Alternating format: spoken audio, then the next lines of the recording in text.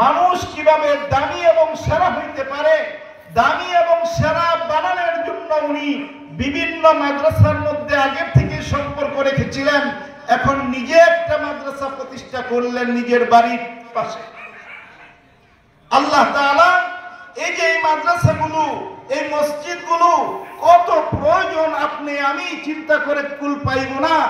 দেশ বিদেশের দুনিয়ার মধ্যে প্রখ্যাত ইসলামী চিন্তাবাহী যারা আছে তাদের ঘোষণা অনুযায়ী, এমনকি আল্লাহ তাআলার যে ঘোষণা পড়ে শোনানো হলো, ইয়ারফুল্লাযীনা আমানু মিনকুম ওয়াল্লাযীনা উতুল ইলমা দারাজাত, সবচেয়ে এবং সবচেয়ে সেরা যাদেরকে আপনি আমি মনে করি তারা না।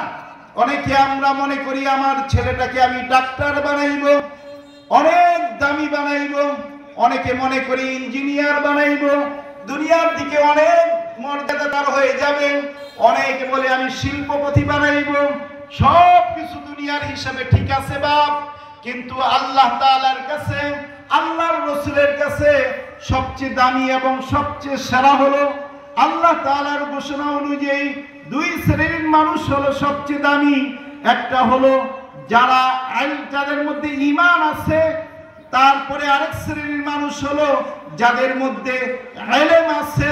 ইয়ারফা'ুল্লাহুল্লাযীনা আমানু মিনকুম ওয়াল্লাযীনা উতুল ইলমা দারাজাত। কোরআনে কারীমের মধ্যে সেরা এবং দামির মূলনীতি পাইলাম।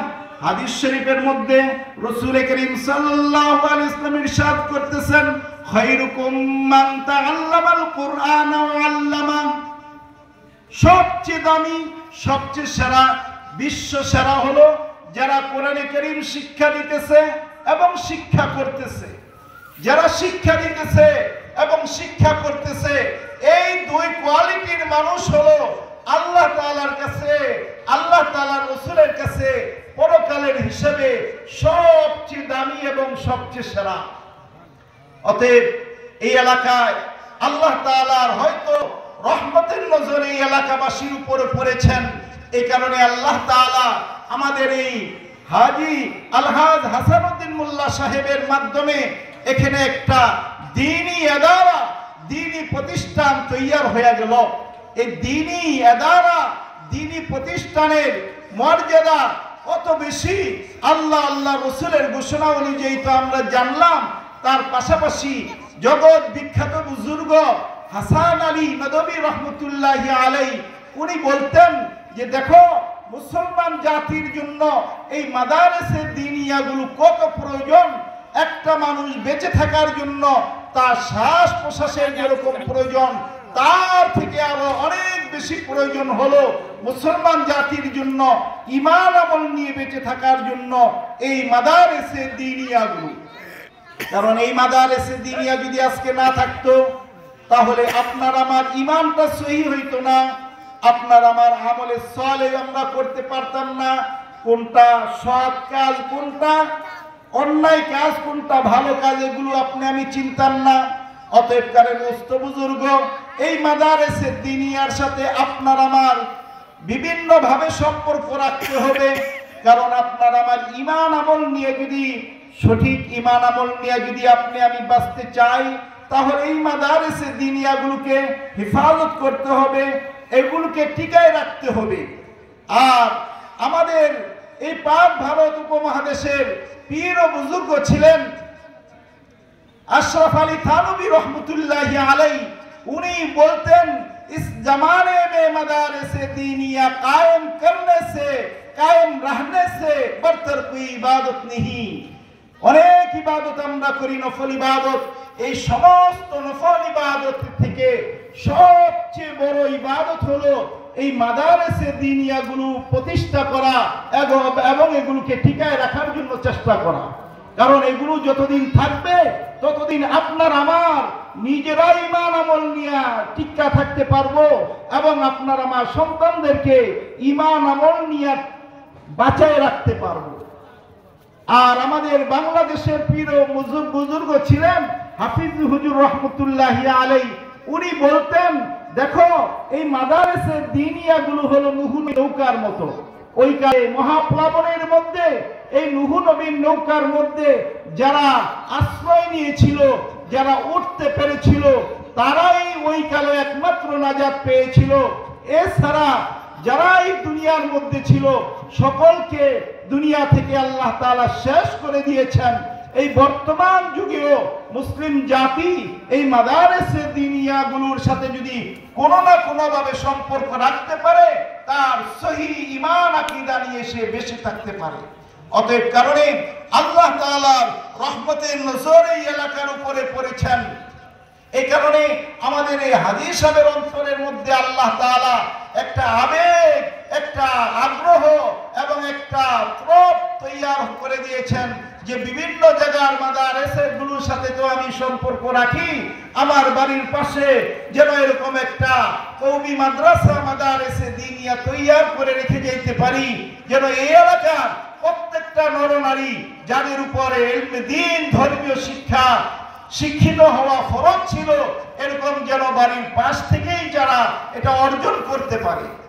তালাবুল ইলমি ফরিদাতুন আলা কুল্লি মুসলিম, প্রত্যেকটা মুসলমানের উপর এই ইলমে দ্বীন ধর্মীয় শিক্ষায় শিক্ষিত হওয়া ফরজ।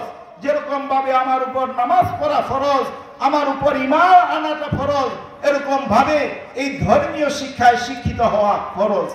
আজকে এই মাদ্রাসার উসিলায় আলহামদুলিল্লাহ দেশের বিখ্যাত দেশের বুজুর্গ ওলামে কেরাম এখানে তাদের আগমন হবে। এগুলো কল্পনাও করা যাইতো না যদি এই মাদ্রাসাটা এখানে প্রতিষ্ঠা না হইতো।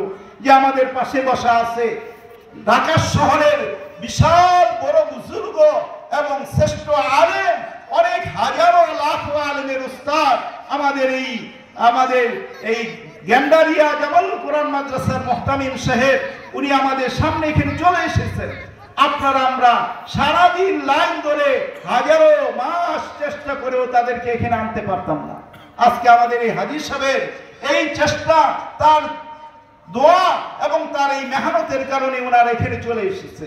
এই মাদ্রাসাকে আপনারা আমরা মূল্যায়ন করতে হবে যেন এই মাদ্রাসা টিকে থাকে। রাসূল করিম সাল্লাল্লাহু আলাইহি ওয়াসাল্লাম ইরশাদ করতেছেন, কুন আলিমান আও মুতাআল্লিমান আও মুস্তামিআন আও মুহিব্বান ওয়ালা তাকুন খামিসা ফাতাহলিক। তোমরা আলেম হও, আলেমের ছাত্র হও, আলেমকে মহব্বতকারী হও, তারপরে আলেমের কথা শুনে শুনে চলনেওয়ালা হও, এই কোয়ালিটির হও।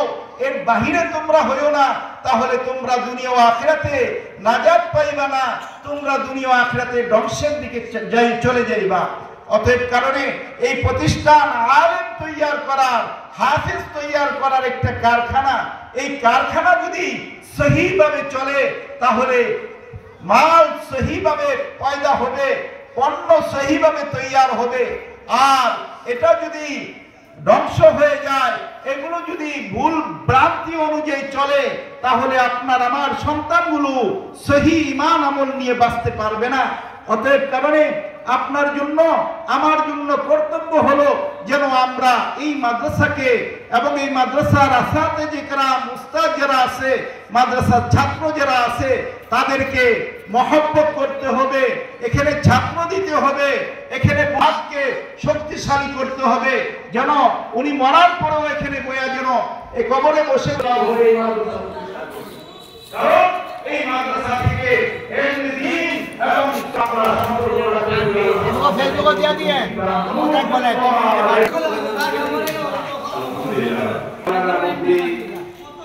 আরিফ হাসান সাহেব, মুহাদ্দিস নূরুল মাদ্রাসা, মুহতামি রাবিয়া খাতুন মহিলা মাদ্রাসা। বিসমিল্লাহির রহমানির রহিম। ওয়া মা উমিরু ইল্লা লিয়া'বুদুল্লাহা মুখলিসিনা লাহুদ-দ্বীন। সাদাকাল্লাহু মাওলানাল আযীম। اللهم صل على محمد النبي الأمي وعلى آله وسلم تسليما। কালুরগাঁও হাসান মনোয়ারা কওমি মাদ্রাসার উদ্যোগে আয়োজিত বার্ষিক ওয়াজ ও দোয়ার মাহফিলের আজকের সম্মানিত